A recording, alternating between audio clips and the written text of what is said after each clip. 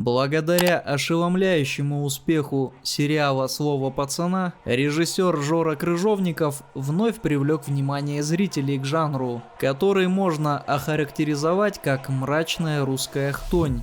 Неудивительно, что другие стриминговые платформы стремятся повторить этот успех.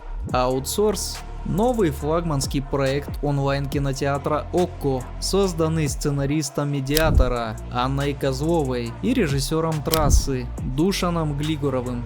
Авторы явно вдохновлялись успехом проектов от «Старт», так как в сериале прослеживаются параллели со «Словом пацана» и «Черной весной». Действие сериала происходит в середине 90-х годов в затерянном заснеженном городке, главной достопримечательностью которого является тюрьма для приговоренных к смертельной казни. Молодой надзиратель Константин предлагает необычную идею – передать исполнение смертельных приговоров родственникам жертв заключенных, взимая за это дополнительную плату. В свою авантюру Константин вовлекает коллег, включая местного прокурора, двух надзирателей и тюремного врача.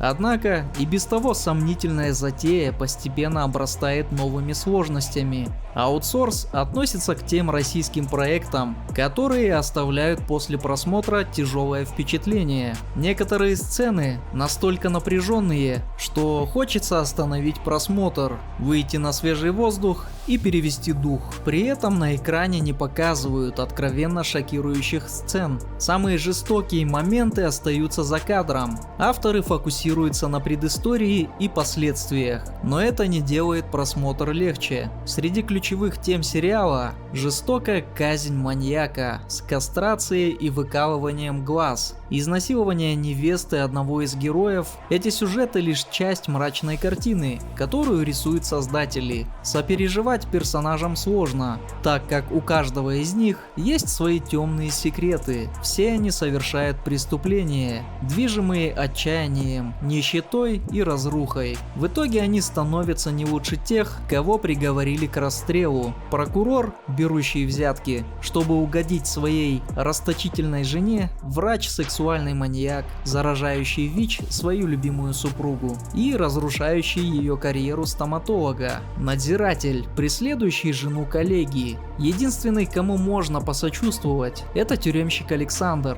который оказался втянут в эту историю из-за своей невесты, ставшей жертвой насилия. Однако и его действия вызывают вопросы. Над всем этим хаосом возвышается Константин, Иван Янковский, словно реабилитируясь после провального сериала «Преступление и наказание», создает образ тихого манипулятора с волчьими глазами, за маской добродушия которого скрывается настоящий монстр, внушающий ужас даже своей семье. С каждым эпизодом атмосфера безысходности сгущается, а авантюра Константина разрушает все больше жизней. Герои действуют неосторожно, что только усугубляет их положение, из которого, кажется, нет выхода.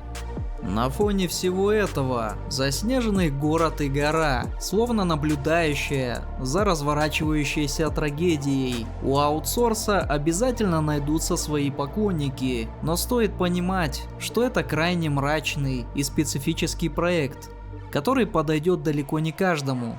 Однако, как показывает пример «Слова пацана», даже такой контент может стать популярным. Главная сила сериала – Иван Янковский, которому удалось воплотить образ холодного и расчетливого манипулятора, от которого буквально стынет кровь. После неудачных экспериментов с Кинопоиском актер смог вернуть себе репутацию. А на этом у меня все. Всем спасибо за просмотр и всем пока. Увидимся в следующих видео. Оставь свое мнение в комментариях, поставь лайк и подпишись на мой канал.